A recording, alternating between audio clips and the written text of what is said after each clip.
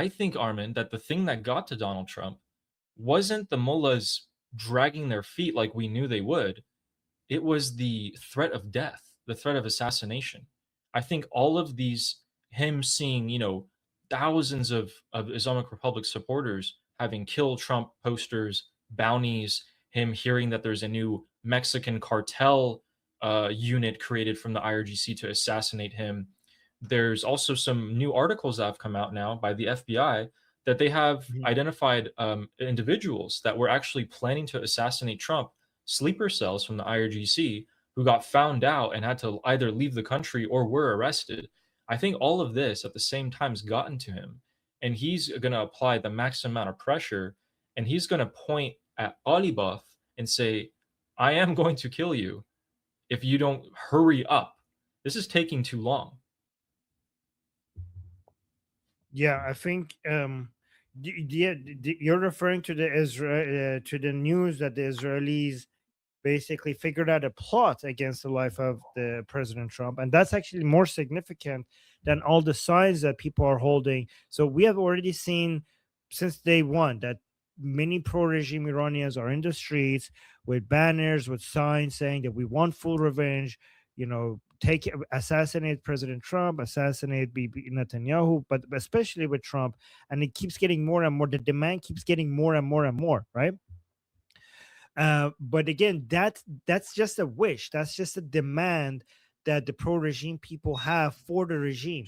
It's not an actual plan. But now what we have since today is the news that we actually have a plot designed by the regime itself that the Israelis gave to the Americans. Which again, thank you. I already said this a couple of times today, but thank you, Israel, and every American should be thanking Israel because this is information that only Israel will have access to. Because guys, I could guarantee you, within the room that they were making this plan, Israelis were sitting in that room because Israel is in every important decision making room within the Islamic Republic because they have spies everywhere. They have infiltrated the Islamic Republic at the highest levels. This is a level of information that the Americans would not be able to gather themselves. This is only the type of information that Israel has access to. And Israel, without hesitation, shares it with the United States, with the Americans, which is very helpful for United States to be able to protect your president. So you should be very grateful for the Israelis having this much intelligence capabilities in the Middle East and sharing it completely with the Americans, especially when it comes to being so important. Okay, but here's the thing, Ali. Why would the Islamic Republic even want to do that? Don't they know that if they're successful with this operation like this will just basically destroy them? Because you know that the Americans are going to come and rain, hell upon the Islamic Republic if anything like this is successful. I've asked you that same question. And the answer that we seem to come to oftentimes is that the Islamic Republic doesn't seem to have a choice, and it doesn't seem to be planning for more than 2 weeks out at any given time. They don't have any sort of grand plan. For those of you thinking that the Islamic Republic has a grand plan, let me ask you, did their grand plan lead them for 47 years to this point? Was this their grand plan for the currency of Iran to depreciate 98% in value over the past 47 years? Mismanagement, mass murder, genocide. The US to come and destroy their $2 trillion nuclear program, take away its missiles and proxies. Was that the grand plan? They don't have any sort of plan. They're trying to survive at this point. And much less, there's a couple factions and they're trying to survive against each other, much less the entirety of the Islamic Republic put together. I try to rack my brains into what they could possibly do, and I constantly come short at what a solution is for them. If you were to ask me the same question 5 months ago, I would have an answer for you. If I was the Islamic Republic 5 months ago, I would have given up my uranium, I would have given up my ballistic missiles, and I would have held on to power for years after. But they can't. They just can't do it.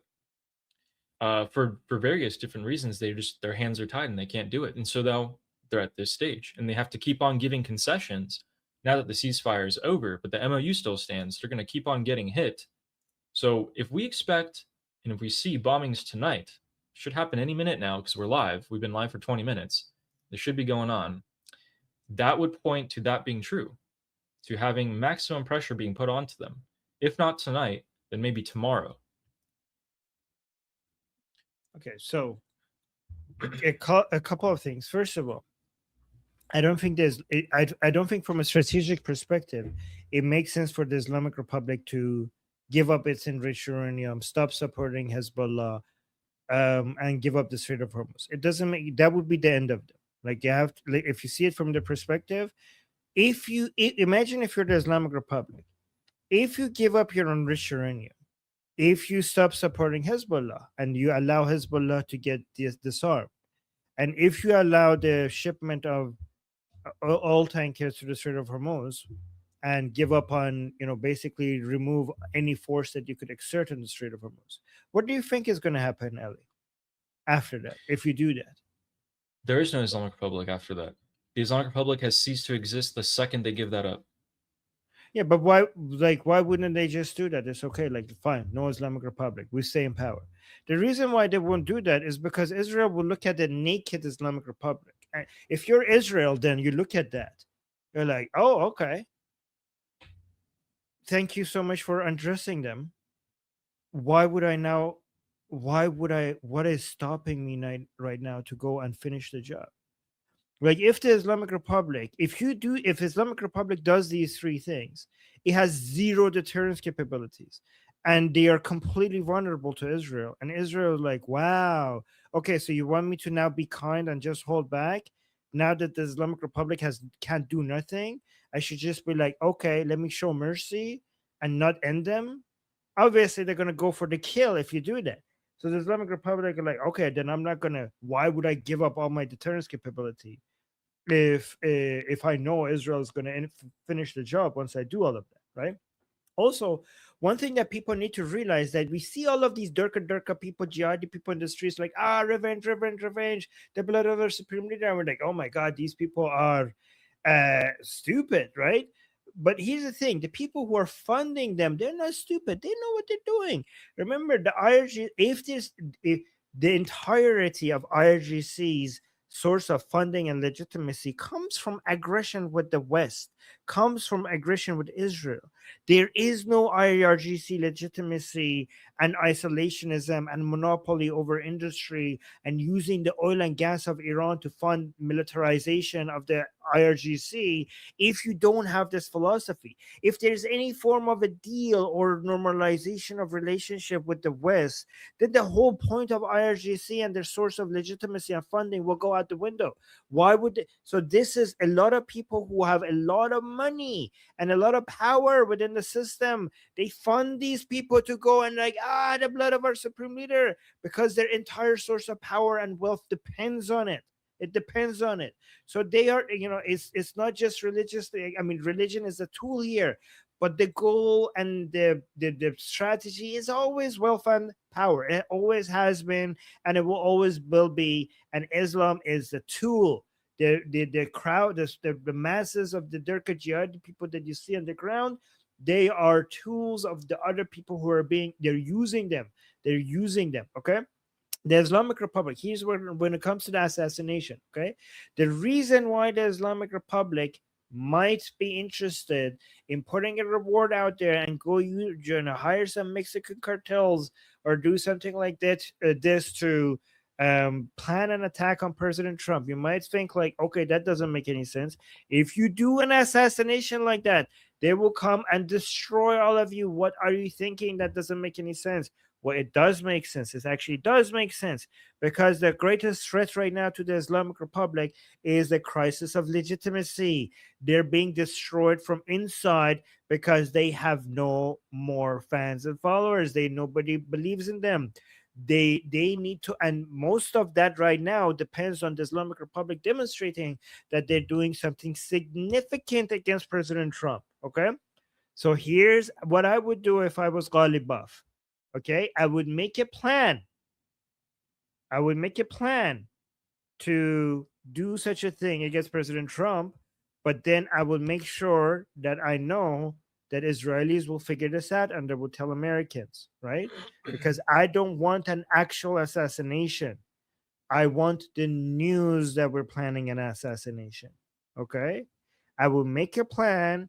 I will make sure it fails or it doesn't even go through because I need this to get leaked so that my followers are like, ooh, ooh, they're doing something. Like, yes, we're doing something, but they're not going to do anything. Or even if they do something,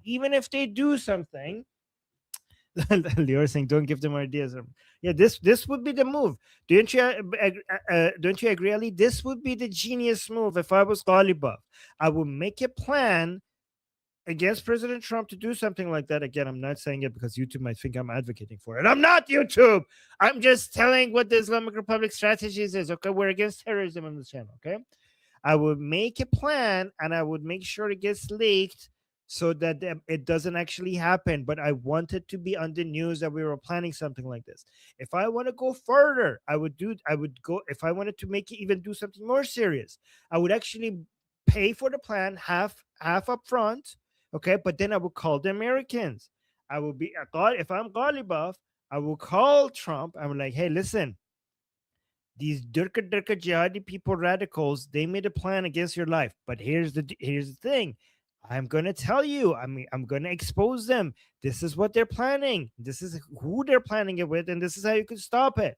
Okay, so look at this. I am helping Trump. Look at this. I'm helping. And this would be a win-win-win. A win would be that you actually show that to the pro-regime people that you're attempting, and one of these days we're going to be successful. This one didn't work, but you can see that we're actually doing something.